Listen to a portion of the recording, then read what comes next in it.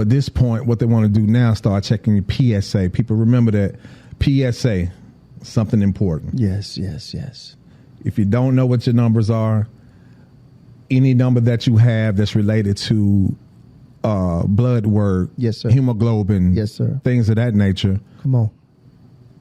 Normal blood work doesn't include PSA. No, it doesn't. So you have to ask for that specifically.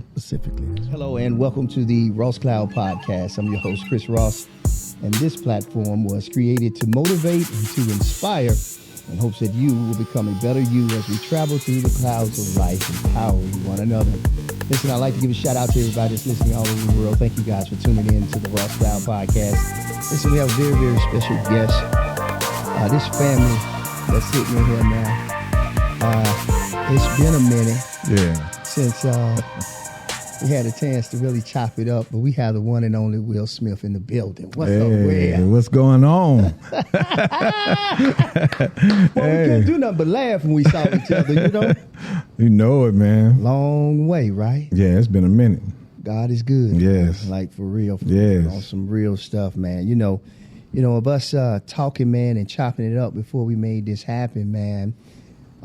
We had been building off and on, I want to say, probably for a couple of years. Yeah. And timing is everything. I was telling somebody that the other day. I was like, maybe it wasn't, if I'm not working with you then, who's to say it won't happen later? Because timing is everything. Right. It's just part of the process. It's part of the process. Yeah. And again, Will is from Winston-Salem, from the Trey Folk. Yes, sir. Yes, sir. South Side. Yes, make it clear. Yes, make sir. It plain. South Side, baby. Yes, sir. Make it plain. Make it plain to him, man.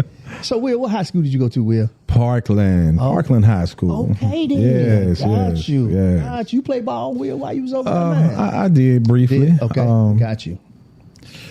I got indulged in some other things. Sure.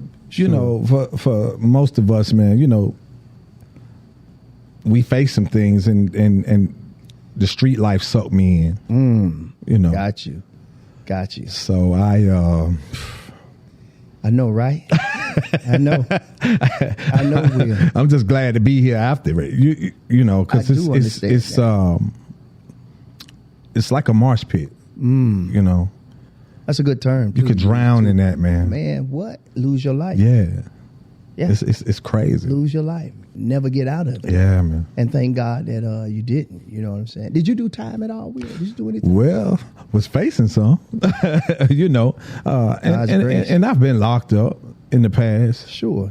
But it was never for 2, 3, 4, 5 years or none of that, man. Mm-hmm. I was facing some time, some substantial amounts of time. Absolutely. When a judge tell you facing 200 something months, you get to count your fingers and your toes, trying to figure that out. Run it out. I don't care how much math you know, but you get to count your fingers and your toes. Like, wait a minute, you can't think straight. But glory be to God, man. I walked away from that. You walked away from it. It's man. a blessing, man. That is a blessing, man. And those are lessons we learn in life that actually help build character in us. Right. And I'm sure it has. Will, I know of your love for cars, too. You work on cars. If you would kind of talk about that, man, then we'll get into some other stuff. But, okay. I try to take the people on a journey of other people's life. Right, of course. right. Like I stated in the beginning of the show, the premise of the show, is just to help people become better, man. Right. We navigate through life, clouds of life. Clouds can be bright. They can be dark. They can be dark. Yeah. So if you would kind of take us on a little bit of journey, man. Your love for cars, we can start there if you want to. You already told us of some of the horrific things that you've gone through without saying it. Right. We can put our mind to it and kind of understand. So yes, sometimes some things you don't have to divulge of. Yeah, those that know, they know. Right, that's what I was going to say. Yeah. So some things you don't have to really talk about, because if you know, then you just know. Yeah, and then you know. And then there's nothing else to say about it. So I want to kind of talk about your love for cars, man, because that was how I met you. Mm-hmm. And it's so crazy. I didn't actually meet you at the city. I actually met you before then. Yes. Though. And I think you, at the time, you was pushing the, I think it was it 325? Yes. 325. Yes. The paid in full. The paid in full BMW. Yes, sir. You still got a love for those, yes, too, don't you? Man, yes. So, you worked for BMW before, right? I did. Okay, yes. let's talk about that. We can start there, man. Well, my love for cars really came from my father. As a child growing up, man, my dad had race cars and worked on cars, built cars, and got you.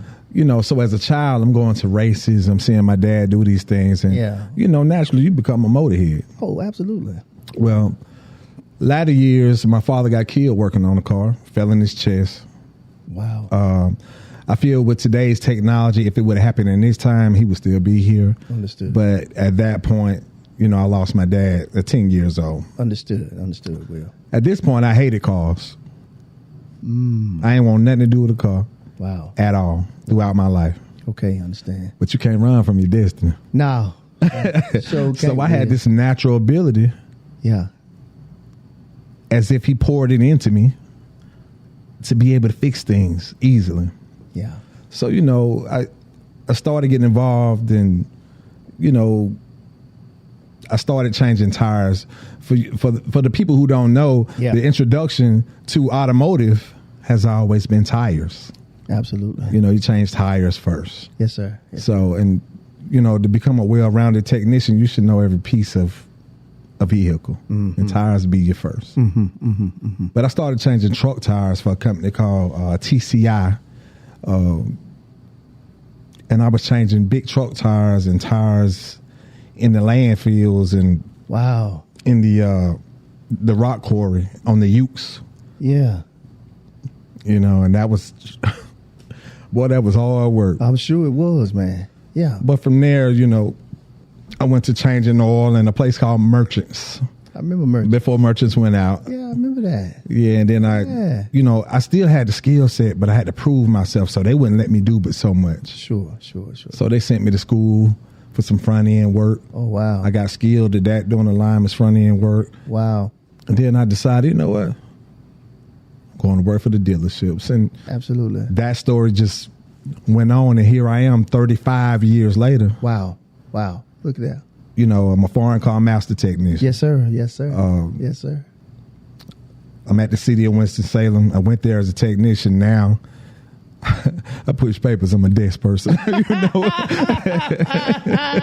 That's a beautiful thing. So, Will, that's a beautiful thing. Yeah. So you're the person that we see when we walk up, because I used to work for the city too. So are you the person that we see when we walk in, or you're behind that? No, they work for me. Boy, talk your stuff. Yeah, man. So that growth has been phenomenal. So I'm almost borderline corporate world. Yeah, absolutely. Yeah, absolutely. So I don't want anybody that's hearing this or watching, man, to feel that. Yeah. I had a girl. I'm gonna go back for a minute. Sure, I had a girl. Go ahead. I was trying to date years back. Yeah. And she said, "You smell like oil every time I see you." That's your life. She said, "You ain't gonna never be nothing." No, she didn't. But an oil can. That's what she say. Oil can. Wow. Girl, don't you know technicians at the time when I was in the dealerships was making $60,000-$70,000 a year easy? Easy, bro. Yes, sir. I was making more money than her mother and father was at the time. Absolutely. So for her to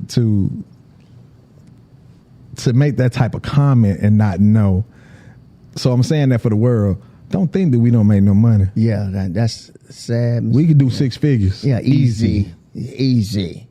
So, that's kind of the story with that, man, and I'm proud of it. Absolutely, you should be, man. I remember the BMW. I believe you actually was working on the BMW. I think I was going to see my kids. I rebuilt it.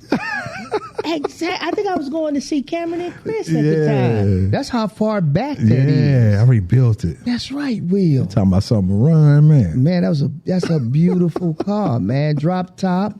I remember like it was yesterday. Yeah. Oh, man. You're right. Paid in full. Paid in full, man. If anybody know. Paid in full.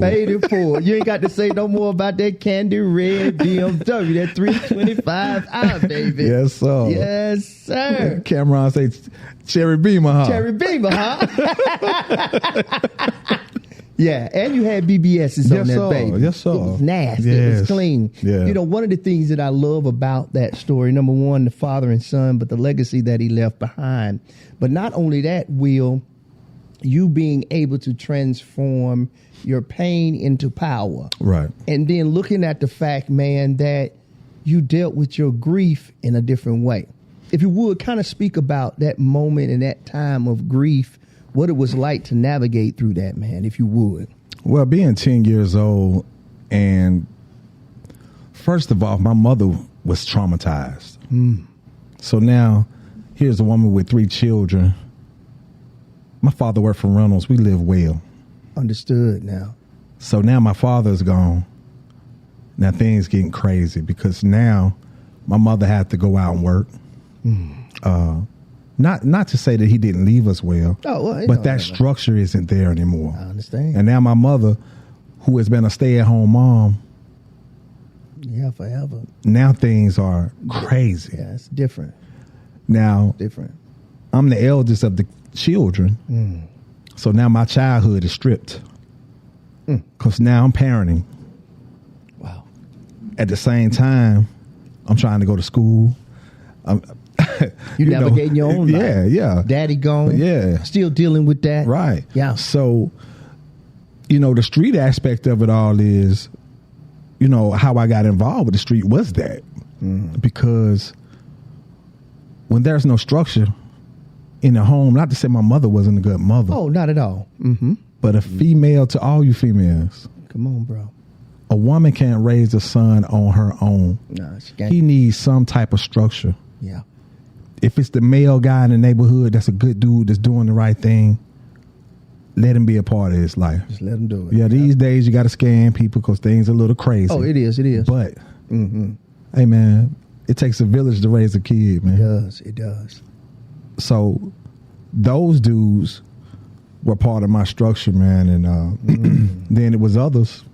I understand. That wasn't right. So that's where the street part came from. The but, street part came in at. I was at a dark point at the age of 10 losing my dad because if I could say this and people understand, as a child, I was mad at God. Mortified. You understand what I'm saying? Destroyed. Yep. So I didn't speak for a year. Wow. Yeah. And it's crazy that I can think back on that because I can't keep my mouth shut for 10 minutes now. For y'all that don't know, me and Will probably spent about an hour talking. Yeah, before. So I feel him before we start. It's hard to understand the concept of not speaking an entire word or a single word for a year. Yeah. But I was hurt. And I was in a dark place as a child. Yes, sir. So it's crazy, man. One day, a year later, I was sitting in the backyard and I wanted to ride my bike. And I went in the house and said, Mom, can I ride my bike? My mother passed out on the floor crying. Oh, boy. Now I got been in the Duke Hospital. All these doctors trying to figure out what's wrong with me. But trauma is, trauma is something serious. Yes, it is. I was so crushed by that as a child, man, that I didn't speak for a year. Wow. But just one day I just woke up. I don't even understand it. Facts. And from that day I spoke. You tell me you ain't nothing but God in that. Oh, facts. Yeah, Will. But I feel today that happened for a reason. So it makes me understand when people aren't going through trauma. Yeah. Because I've been there and did that. Yeah. So. Yeah. Beautifully said. And listen, for those of you that may be dealing with trauma, suicide, any kind of mental health crisis, remember to check out that number 988. It's the suicide watch line. It's 24 hours a day. And it's Spanish and English. So give somebody a call today. That number again is 988 suicide watch number, and you can get the help today. Will, I thank you for taking the time out, bro, to share that, because a lot of times as black men, we're not vulnerable and we don't want to talk about things. Right. We don't want to go to the doctor, which is a great segue to kind of talk about the real reason why we're here today. Of course, we were building on a conversation, and bruh, I'm telling you, man, I'm very, very excited to have this conversation with you, man. And it was just a text. Right. It's so important to have relationships and build relationships with people because they're going to come back around again. Right. You just never know. That's right. And this one came back around, and you were sharing with me about your amazing story of prostate cancer going into remission.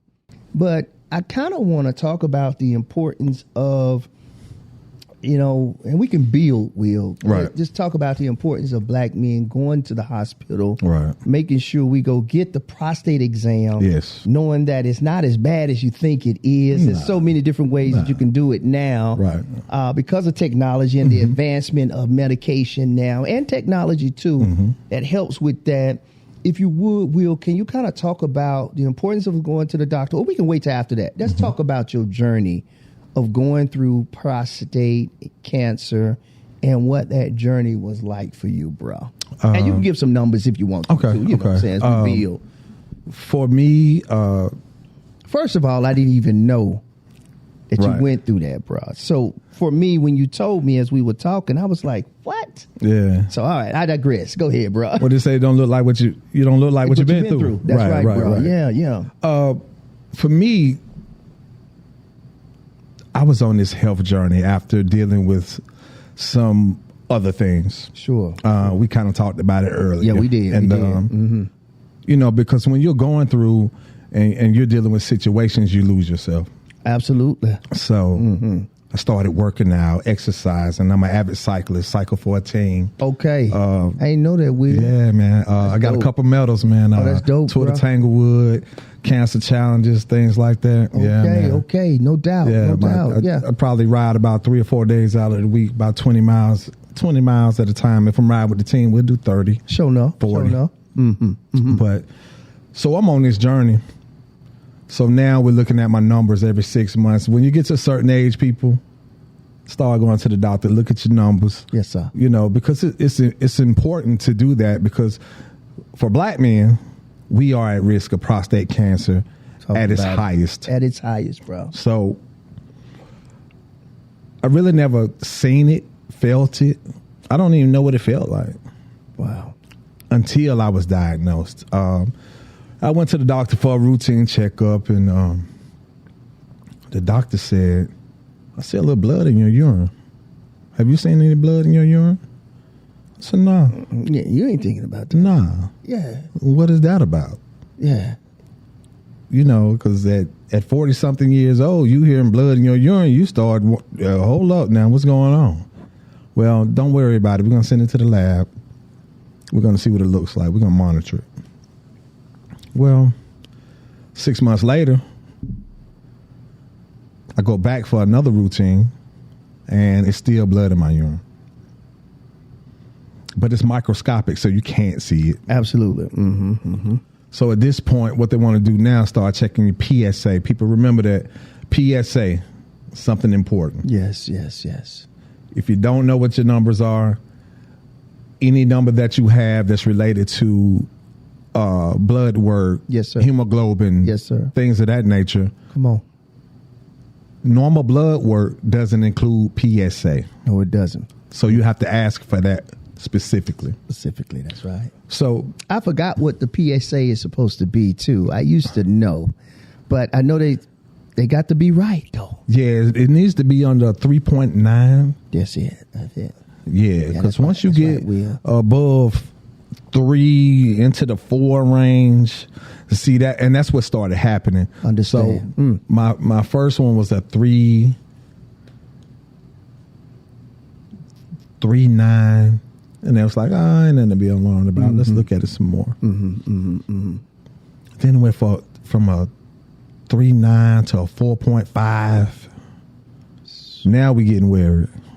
Yes, sir. You know, and I'm starting to have a burning sensation at times when I urinate. It's not like I know. Yeah, it ain't like not that type of. Nah, it's just a sensation. Yes, we ain't talking about the STDs. No, we're not. But you can feel it. It's a sensation, and it shouldn't be there. Mm-hmm. It's an irritation. Mm-hmm. Mm-hmm. So now I'm getting weird. Sure. Next time I went back, it jumped to a 4.7. So at this point, my doctor was like, "Look, let's be proactive. Let's do a biopsy." Mm-hmm. Now, a biopsy is the most uncomfortable thing in the world. Talk about it. For a man. Yes, it is. Checking your prostate. Yes, sir. Because you know what they're doing. They're going up inside of you. Yes, sir. And they're taking pieces off of your prostate. Yes, sir. Real uncomfortable. Very much so. Mm-hmm. But at this point, it's something that I got to do. Yeah, it's... So they take 12 samples, man. Out of 9 of the 12 samples, Jesus. Cancer. So at this point, well, I'm still waiting for my results to come back at this point. So one night, man, I'm laying in the bed and I just wake up out of my sleep about 2:30. Gotcha. And I get up and sit on the side of the bed, and I don't know if God ever spoke to any of you, but he spoke to me that night. And I sit on the side of the bed, man, and I'm just silent in the dark. Yeah. And it's like something told me, like God told me, man, you got prostate cancer. Mm-hmm. Yeah. So I was dealing with that all day at work. Yes. Now, I ain't heard nothing from a doctor yet. Mm. So when I got off work, I got home. I fixed me a drink because now my nerves is tore all to pieces. Human. And I sit down, yeah, drop my little shot and just try to get my head together, man. And the doctor called. He said, "Mr. Smith, what are you doing?" I said, "I just walked in the door, trying to get relaxed." He said, "Well, sit down for me." I said, "I don't have to. I already know." Yeah. He said, "How do you know?" I said, "Look, man, you might not be religious, but I am." Mm-hmm. He said, "Well, your God told you the right thing. You do have prostate cancer." Yeah. Yeah. Now, at this point, my world has just collapsed. Yeah. And before you go into it, now I want everybody to know that prostate cancer affects 1 in 6 out of black men today. And I think that's higher than our counterparts, to our white brothers that go through it. So the levels, what we're talking about is, I'm telling you, Will is very, very serious about that. Make sure you go get that checked out. Find out what your PSA levels, so that you can be proactive about what's going on with your prostate. Yes. Go ahead, my brother. So at this point, man, I am just, I don't know, it's hard to explain. When you hear that you have cancer, it's a death sentence. Yes, sir. I feel you. And it becomes, for me, I don't know about anybody else, but now I'm spiritually fighting. And I'm not telling anybody because, you know what? First of all, I got to ask God to take the fear out of my heart so I can fight. No doubt. No doubt. Because when you're scared, you can't fight. No, that's right. You can't fight. No. Ain't that, yeah. So I had to take some time to myself, man, to just try to figure it out. Like, man. Lord, what we gonna do now? I'm like, Lord, come on, what we gonna do now? Talk about a relationship, man. That relationship. And with God again. Yeah. If anybody is spiritual, watching or listening, the Lord took Moses into the wilderness. Yeah. Brother, that was my wilderness, man. That's right. I called my lady and I shared the news with her. She's been with me throughout the whole time with this whole situation. We prayed. Yeah. And I went and met with the urologist, and they have so many options. But the thing about it, for me, being healthy, in good shape, I didn't want chemo. Of course not. Yeah. I don't want radiology. They could put these radioactive seeds in you and do that. Well, I'm about 50. I ain't having no more kids. Yeah. Let's get this thing out of here. Yeah. So, and that's the gold standard. Gotcha. The good thing about it, though, they gave me my Gleason score. I can't remember right what it was at the time, but it was a +6. Okay. So that means that my cancer was dormant. I'm a clean eater. I eat healthy. I take supplements, and I'm not talking about store-bought. I'm talking about sea moss. I'm talking about black seed oil, and I eat leafy greens and things of that nature. Yes, so, yes, sir. These are the things that I've been doing for years to combat cancer. Understood. Understand. Now I was questioning. Yeah. Was it all in vain? Because I got cancer. One of the things my surgeon told me, he said, no. My urologist told me, he said, you know what? How do you know it didn't help? Because your cancer's sitting on the side of your prostate, just sitting there. It's not moving. Wow. It hasn't moved. Wow. And it's been there for a while. So maybe those things that you have been doing was a deterrent for it starting to move or grow anymore. Sure. Mm-hmm. So at this point, they explained to me that my cancer is intermediate. It's not even in a stage yet. Understood. So I made the decision to remove my prostate. Gotcha. This is a hard decision. Yes, it is. Because at this point, now I'm thinking about my manhood might not work afterwards. That's always us. Right? That's a real statement. Yeah, too. That's a very, very real statement. And your life is on the line, but you're thinking about your manhood. Yeah. How selfish are you? How selfish, right? You know? And I'm thankful I could joke about it now, but these are real decisions that you're trying to make. That's right, Will. That's right. And me and my lady talked about it. She said, look here, let me tell you something. If you don't take care of this, you're not going to be here, period.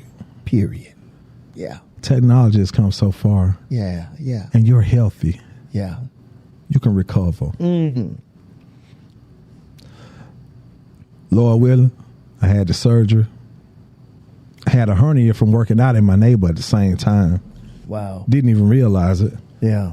So she said once they put me under and they called her and said, hey, we got an emergency. Now she works in the healthcare field. So Okay. Perfect person to talk to. Yes. God is good, bro. Yeah, glad to have my back. You know? Yes, sir. And they told her that we may not be able to do the surgery. And she said, why not? And they stated, well, he has a hernia in his navel and we have to go through there. She said, well, fix it.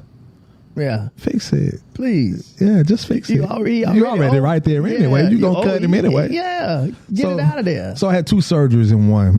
Okay, understood. So after this surgery, man, I was unable to even move. Wow. So I was on my back, man, for some time. Had catheters, man. I had a bag. She took care of me throughout the whole ordeal, man. And, you know, I've been Superman all my life, bro. Yeah. Now I know what it feel like when Superman get hit with the kryptonite. Yes, sir. Bro. Hey, you sitting there, man. You can't do nothing, man. So I had a lot of dark days, man, where I cried a lot. Sure, man. Sure you did. You know, I had successful surgery. After the surgery, man, they did scans, man, and no cancer. Man, God is good, right? So right now I'm 3 years, right at 3 years, man. No cancer. I love it. You know, Will, that first of all, congratulations on that. Thank you, man. Thank you. You know, we celebrate you on that because that's a big deal. Yes. It's a big deal, and we celebrate you on that, brother, number one. The second thing is I kind of want to go back again because I want to talk about clinical trials. Did you go through any clinical trials, or just what you said, the decision to have the surgery eliminated the clinical trials? Well, would you say that? Or it didn't? Well, those clinical trials would have been out of those 7 options. Okay. Say no more. See, but I'm going to tell you something. Once you do 1 or 2 of the others, that's not the gold standard. You can't do the gold standard. Understood. So you had to do. So I went straight to it. Okay. Understood. That's one of the options within the clinical trials. Right. Thank you for bringing clarity to that. And I will say this, for a man that is older, that's older than us, they're not going to recommend that you do that kind of surgery on. Is it because of the age, Will? Yes, and his body may not be able to recover as well. Understood. You know, anytime I go back for checkups, man, one of the things they say, man, your recovery is miraculous. But I'm healthy. I'm a cyclist. I never knew. I had a physical therapist because I had to learn how to use what they call a sphincter muscle. Because without your prostate, a male is unable to hold his urine. Your prostate actually squeezes the tube that runs from your bladder. Understood now. And that holds your urine. So that's that feeling we get when we're squeezing. That's the prostate.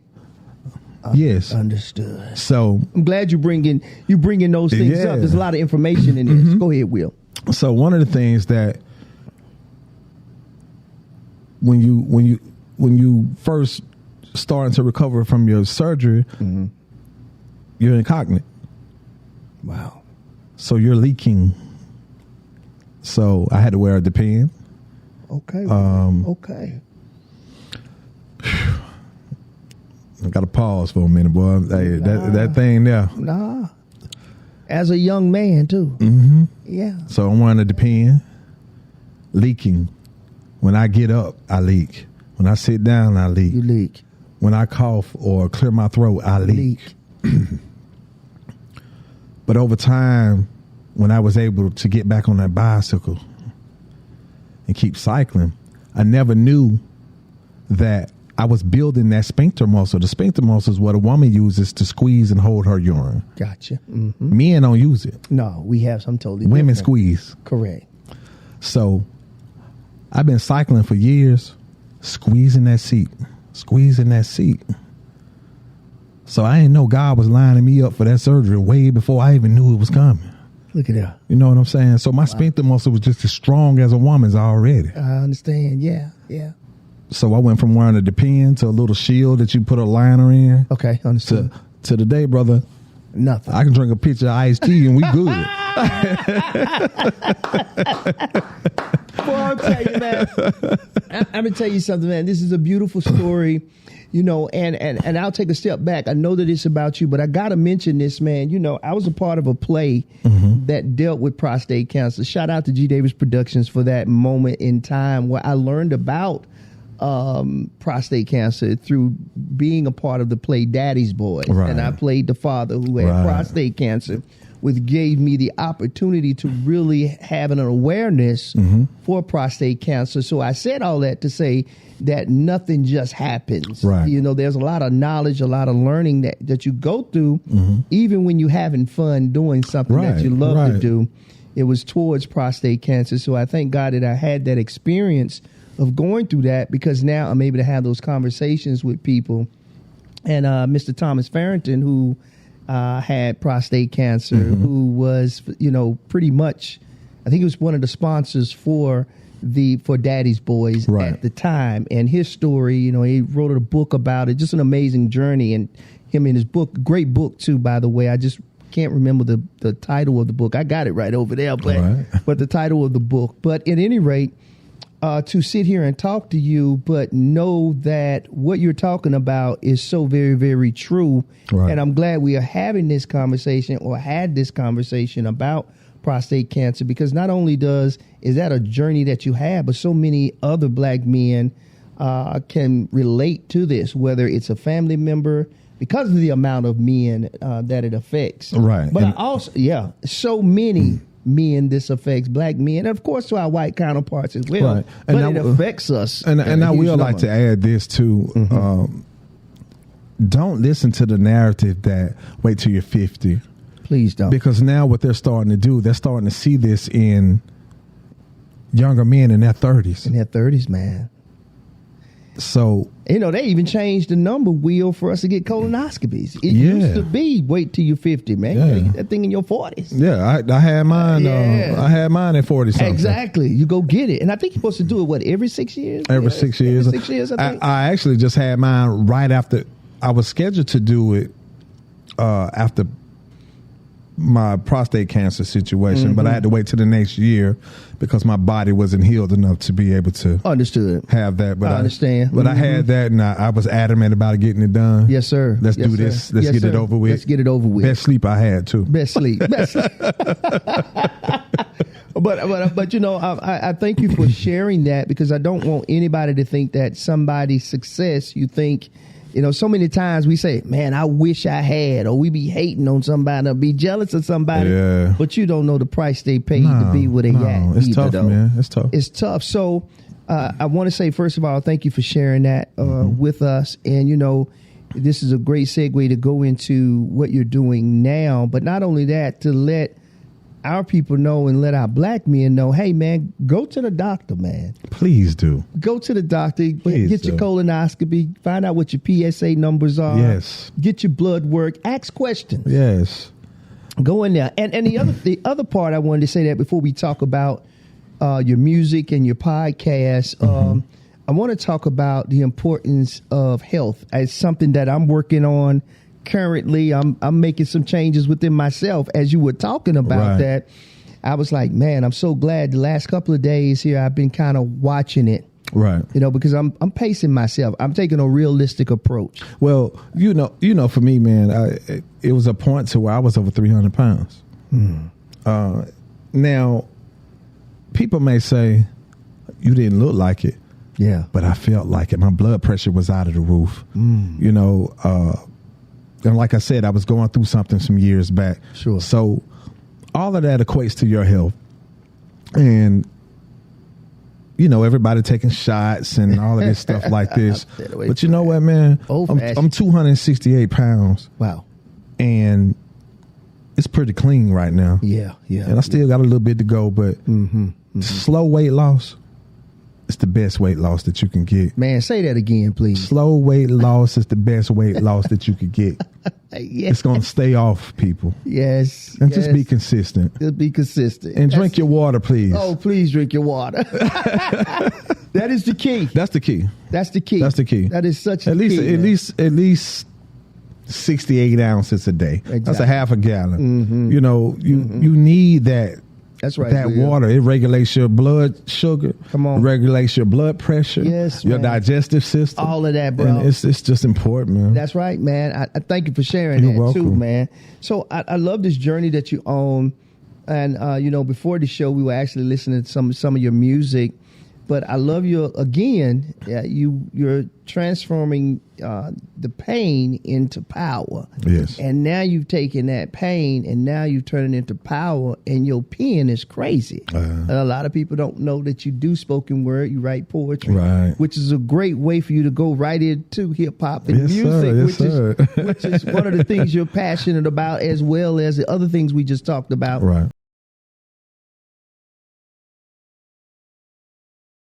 So we could, man, kind of talk about your love for poetry and hip hop and how you were able to merge the two together and say, because really hip hop and poetry, they go hand in hand. But how did you get your start with that Will to say, hey, I'm going to start making music too?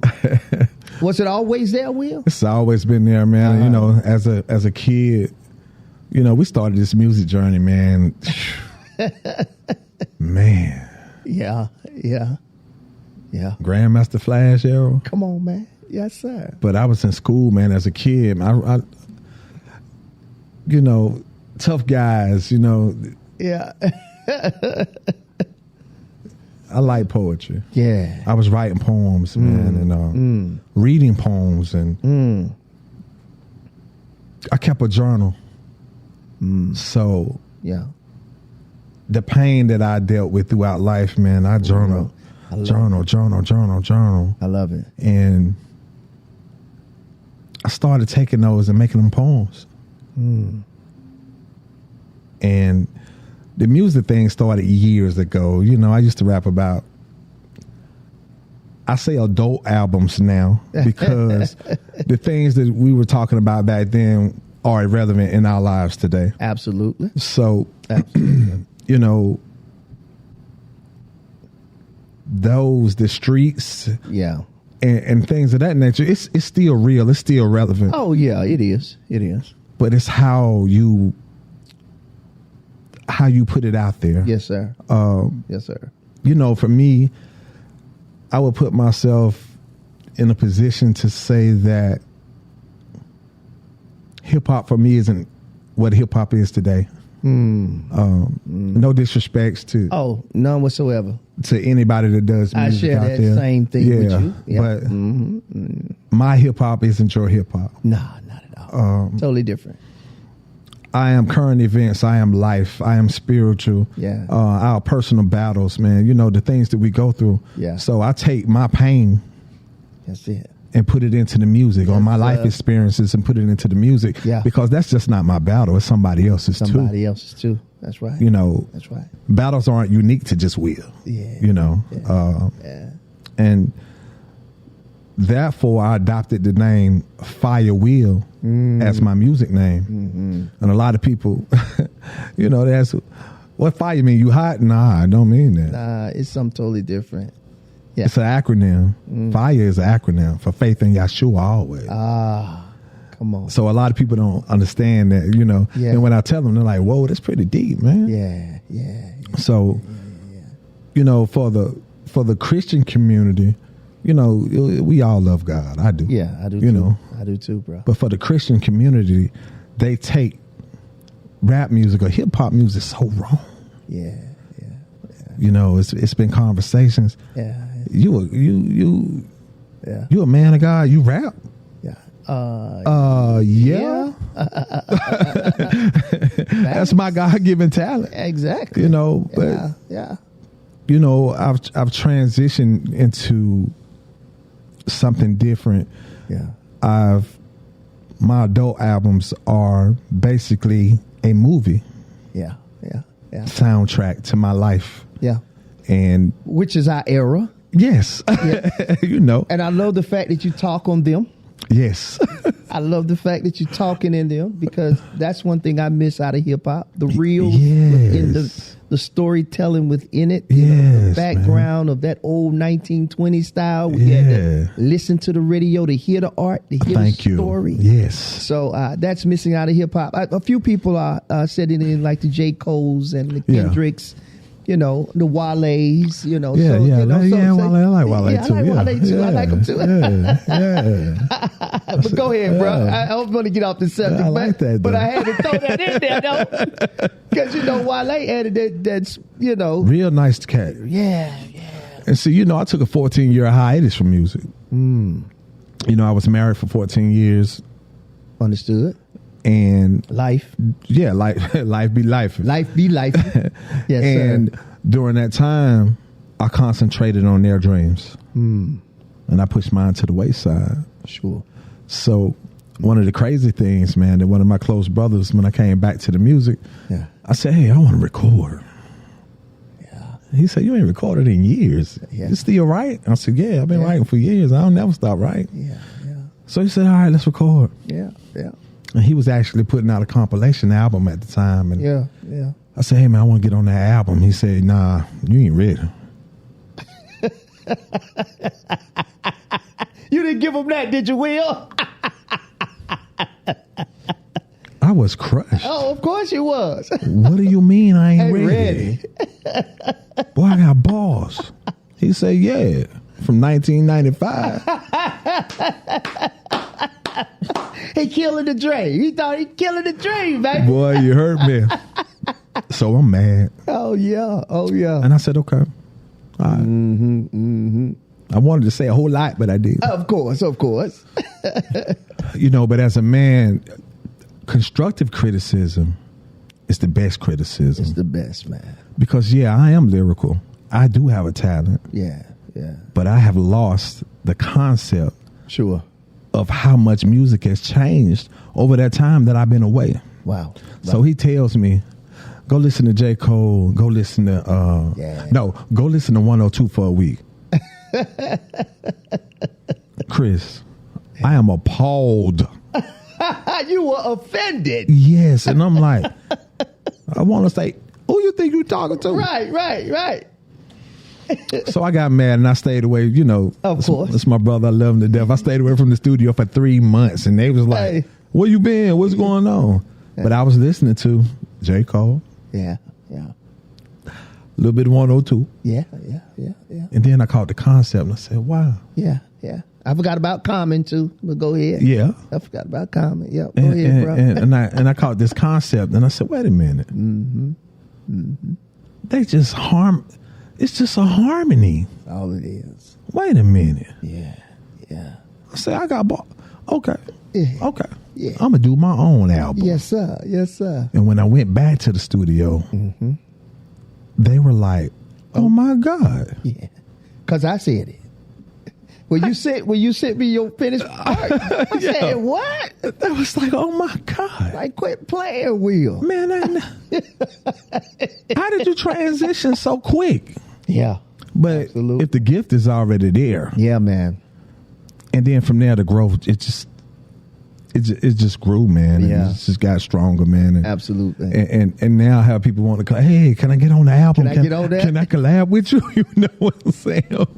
No doubt. But I have collab with younger guys, man. And as long as our concepts Are the same. Yeah, Same way. Yeah. I will not belittle myself on anything. Oh, no, you ain't supposed to. And I won't disrespect us on anything. Thank you. That part right Yes. there. Yeah, something about holding on to this regal kingship, royal priesthood that we have as a people. This Right. classiness that we have, that I feel like we should hold on to those things that our parents brought to the table. You know, when I think about the brothers, I'm going way back, Harlem Renaissance times. Yeah. It was something about that classiness. It didn't take away from your authenticity to the culture. No, it's and a for the standard. people, you know, it's just a standard that you hold on to. That's very near and dear, that our elders gave to us. Right. And you want to hold fast to that, which I feel like, again, is that when we talk about wisdom being like that garment around your neck. Right. It kind of say, hey, boy, don't you do that. You know better. Now you know better, boy. No, we don't play. We don't do that, right? Right. Which keeps you kind of in line. Yeah, it's a humbling. It is a humbling. And one of the greatest things for me as an artist, man, that I love, is when people come to me out the blue and say, hey, I didn't know you did music. Because I didn't. I'm telling you, when you hit me with it, and I was like, it's actually good. You know how some people get, well, I mean, no disrespect. And I was going to lead into that. Same. I had a girl who was trying to date me at some point. I got you. And she said, so what are your hobbies? I said, oh, well, you know, I'm a rapper. And she was like, oh. Here we go. Oh, you think you're a rapper? Oh, okay. But I don't know why they give. I don't know why. You know the stigma that you're too old to rap. You ain't beating up Jay-Z. You sure ain't. Why you beating me up? And you ain't beating up AC/DC and Aerosmith. There is no limit to there is no age limit to creativity or music, man. It's not. But go ahead, bro. So I leave it at that. I said, okay. Yeah. Well, go listen. Yeah. And check it out. And check it out. Just let me know what you think. Yeah. About a week later, I seen her and she was like, oh my God. Absolutely. I'm so sorry. I thought you was like, I said, no apology needed. This is, why aren't you famous? That's not the goal. No, that's not. This is my therapy. This is my psychiatrist. This is for somebody else. Yeah. Do you know John Black? John Black. He's an artist out of Winston-Salem. Nice with it. Yeah. Nice with the pen. Nice with the flow. He's from our era too. He in his 50s. Okay. Nice with it. Salute to you, John Black. Oh yeah, salute, brother. And Dwight Linville. Yes. Didn't know he could do that either. Right. You know, Dwight's heavy in music too. Shout out to Dwight Linville yes, too. Sir. But I wanted to shout them out because there's so many artists that you don't hear about. Right. But they're actually good at what they do. Yeah, we're not celebrated as much. As much. No. But again, this is why I created this platform, for that reason, for entrepreneurs, for those unheard individuals that are really doing some amazing things in our community. And, North Carolina sometimes get pushed down, but hey, grateful for the P.D. Pablos. Yeah, the J. Cole's and the baby who's doing his thing. But again, there's so much more that's out there that you may not even hear. It is, yeah. Broaden your palate. Yeah, just broaden your palate. Yeah, broaden your palate. Bit. One of the things that I share with other artists is I make money off of my music. Come on. See, I'm glad you're talking about that. Great segue. Go ahead, brother. Yeah. I make money off of my music. Yes. Yes. Nah, it's not millions. Yeah. And copyright your music. Pay good money and record your music. Thank you. Stop using YouTube tracks. Purchase your tracks from a reputable producer. Yes, sir. And pay a distribution company to distribute your music. My music is all over the world. Yes, sir. Come on. Talk about it. And like I said, the machine isn't behind me, so I'm not making millions of dollars. Yeah. Which, granted, most artists aren't either. Yep. Facts. The record company is. Yes, sir. But at the end of the day, every quarter I might see $1,500, $1,600. But guess what? But it's residual. It's residual. All that's you, though. And the more music I keep making, the more the streams keep happening. People buying albums. Absolutely. And it's fine with me. It's fine. Right. It's fine with me. Right. Yeah. You ain't got the headache. No. That others may have. No. Master P had the master plan. He did. He had the master plan, and he's still eating. It's only been today. 2 artists that's ever had that type of deal. That's him and Michael Jackson. That's right. Nobody else. That's right. Ever. That's right. And never will be. Again. Boy, when you think about what he did in that era. He revolutionized the game with that one. For the South. Yes. When you think about that, the moves he was making. When I was looking at his documentary, I was like,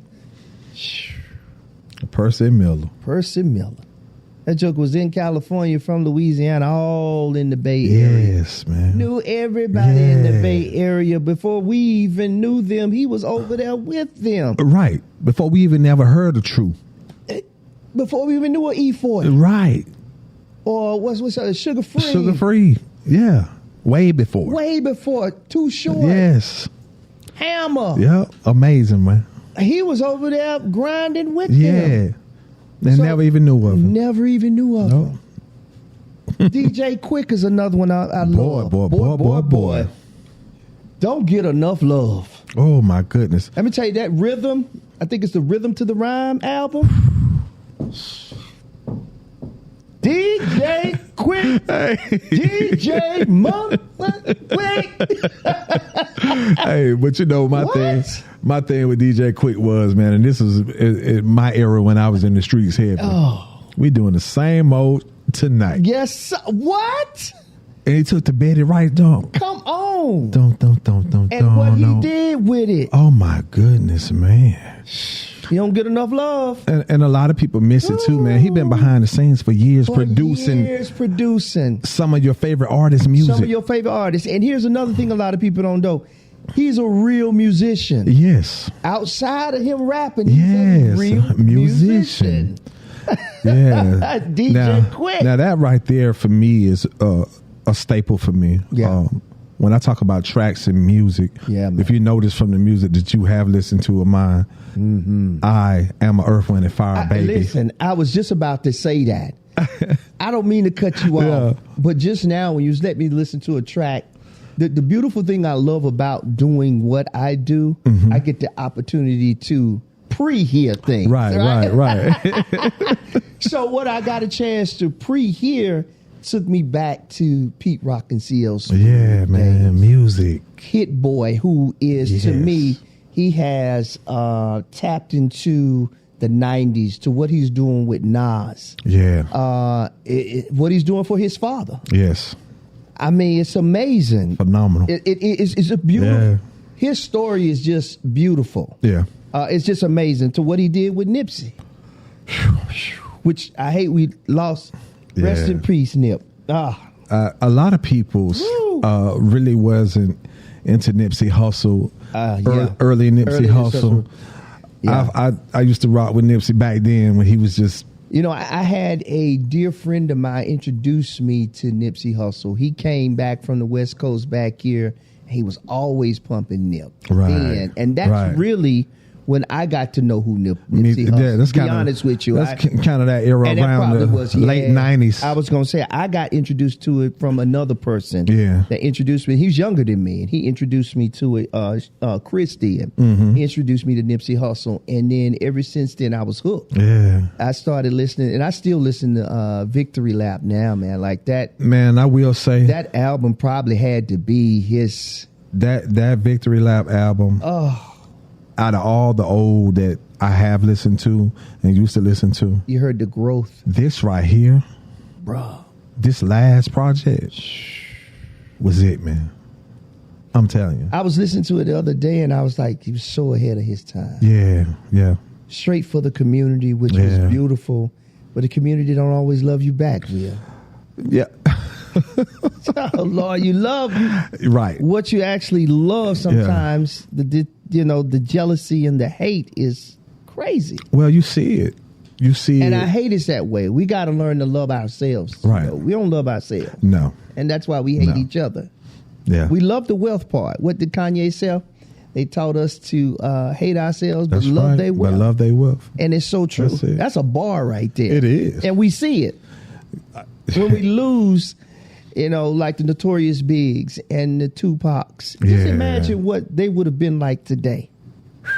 I often think about that. Imagine if Nip was still alive. I always thought that Pac would be caught up in some kind of as an activist or something. Bruh, I feel like they would have, them two together. Man. What they would have done for hip hop. Yeah. We think we see Jay-Z, but imagine if we had, and the Sean Combs. Imagine I feel that they would have been running it. Thank you. You already knew I was going with that. I did because the music game right now is saturated with a few people. Yeah, it is. It is. You know, in our era, man, it was so many artists, so many. Listen, I just had shout out to the B girls. I just had them on not too long ago. Right. MC Sha B, MC Candy Kane, and DJ Twister, female hip hop rappers out of New Jersey. I'm gonna have to check them out. Check out that episode, man. Shout out to them, man. I just had them on not too long ago. Beautiful story. Their connection with Naughty by Nature and Poochie Rap. Yeah. You know what I'm saying? Yeah. And it's just that whole community in New Jersey is amazing. Yeah, you think about Redman, Lords of the Underground. That's my guy. You know, when you think about that core group of individuals out of New Jersey's K Solo, exciting hip hop music. Oh, exciting hip hop music. You sitting there like, oh God damn.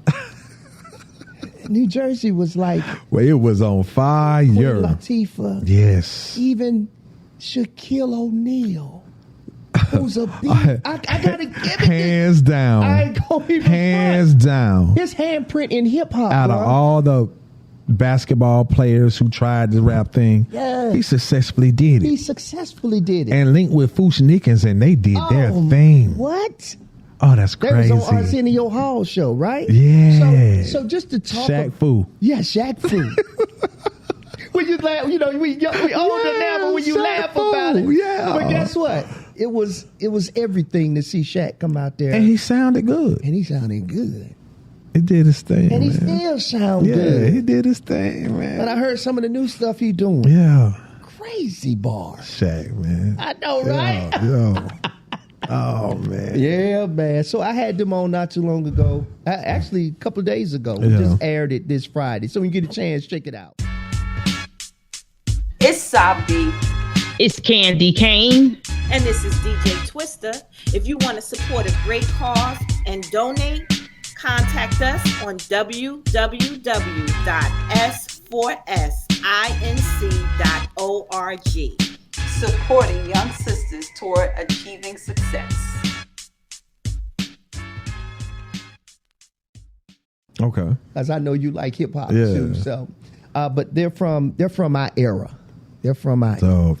So it was a real good show. But anyway, Will, man, I want to say to you, bro, I'm super proud of you and everything that you're doing, which leads me to you having your own podcast now. Yeah, man. And we're gonna be building and talking. We're gonna work. And let's talk about your podcast. What's the name of your podcast, bro? What's on your mind? Let's talk. Yes. And they can see it on YouTube, Spotify, I'm sure. Actually, for YouTube, what I did something different. As a music artist, I did something a little different. Sure. My artist name, my music name is Fire Wheel, FIYA -Wheel. Yeah.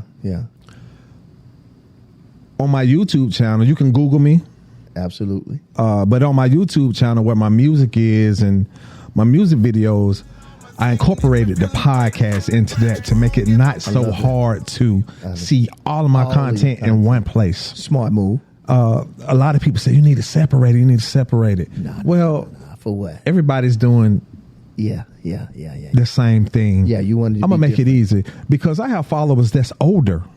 That's right. They don't know how to navigate all of that. Nah. They put their Fire Wheel in, go to Google, bam, hit YouTube. You got there. everything on there. Everything. And right it's your there. content. Yes, sir. You know what I'm saying? So that's the other good part about it. Yeah.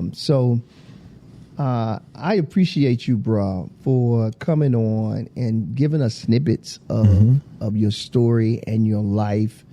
And it's one to be appreciated, one to value, and also one to inspire and help people navigate through the clouds of life. That's why I called it Ross Cloud. Yes, sir. Yeah. A little plug in there. Yes, sir. but no, really, man. Navigating through the clouds of life, man, can be tumultuous. Yeah, it's real. It's tough, man. One of the things throughout the years, man, I'm a mentor to young people, man. Got you. It kind of turned into being a mentor to adults as well, but absolutely, it happens, and I feel that we have to be leaders, man. Yeah, we do. I don't care what walk you walk or what talk you talk. Yeah. Whether you want to or not. Yeah. Sometimes you a leader, man. It comes along with the territory. People watching you. Yeah. And you don't know who look up to you. You really don't. Even if they don't say nothing. And I recently had somebody tell me that I looked up to recently. Wow. He said, man, can I tell you something? I said, yeah, what's that, man? What's up, Pop? I called him OG. Yeah. What's up, OG? Yeah. He said, man, I want you to know I look up to you. Yeah. I'm shocked. Of course you are. He said, man, I watched you go through so much.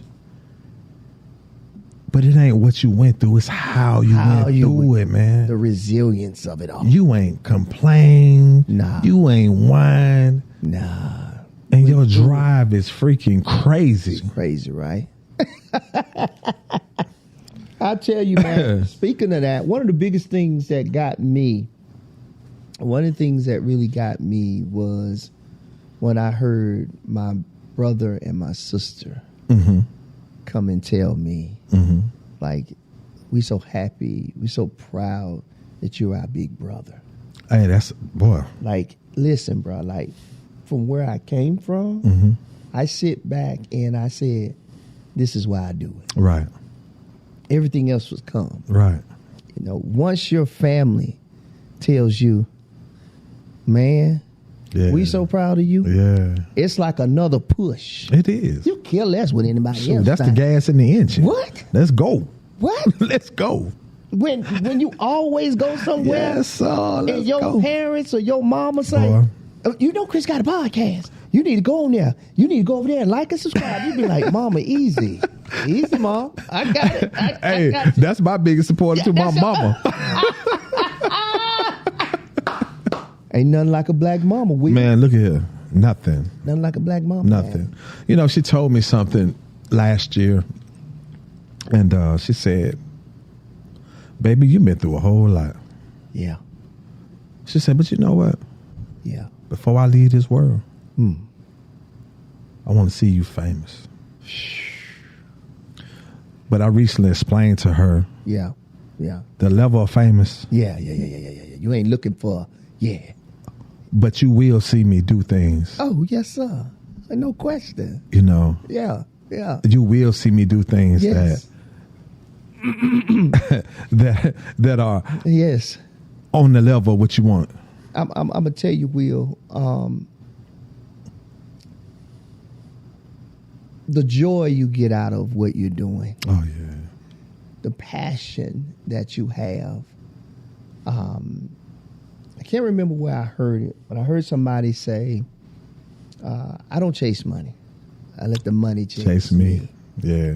Because your drive and your passion, and what people don't realize, if you can do it without getting paid and just for the love of it and you ain't making no money, and you happy, oh, buddy, you wait till, and all it takes is for one person to see you. That's it. If you reach the right one person, God will do the rest. And that's the one that God gave you favor with. Right. And you'll take off. Now, of course, you'll have a lot of people say, well, I'm going to do this with you, man. We're going to do this together. You'll hear that. Yeah. That's fine. Don't get upset if it don't go like you want it to go. No. It's something about operating in your lane. Ain't no traffic. Ain't nobody going to hit you. Yeah, I'm good. I'm good over here in the slow lane. Good. Yeah. I'm riding real good over here, baby. I'm straight. Yeah. I might not have what you have. But I'm good. Boy, I'm good, though. I'm doing pretty good over here. But at the end of the day. We here.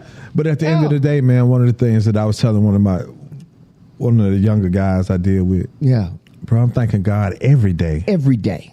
For the blessings that he has bestowed upon me, man. Because you know what, man? I'm so much more blessed than so many people, man.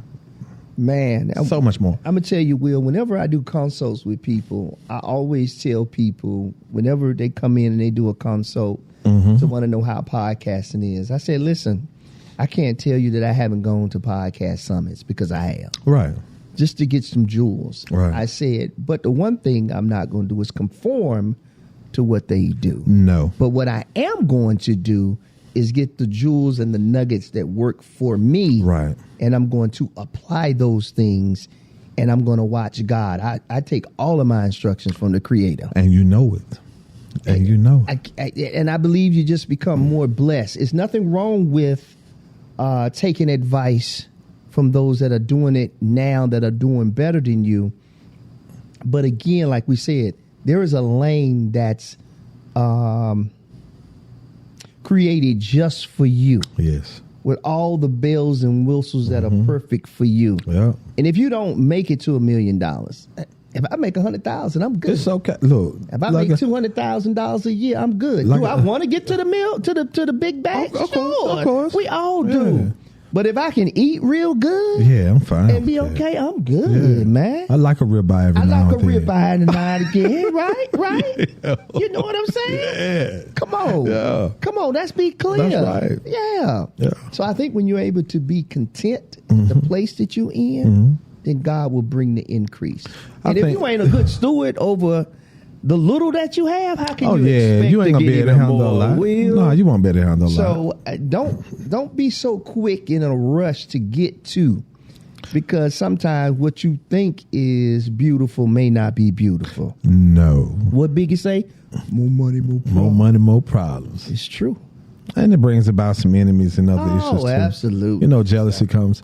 Yes, you know, jealousy comes with great things. Yes, it does. So it's to be expected. Yeah, it's just part of it. And just go through. Yeah, you got to ride it out. Got to ride it out, man. Listen, I thank you guys for tuning in to the Ross Cloud podcast. All right, listen, Will, thank you again for gracing us with your presence. Hey, you know it, bro. Yes, sir. Make it a great day and keep being great. Peace. Today's episode of the Ross Cloud Podcast is sponsored in part by GospelStationCharts.com, where you can view gospel radio station song charts and track the promotion of your song, such as view how many stations are playing your song and how often, including what day and time your song played. Check it out now. Visit GospelStationCharts.com.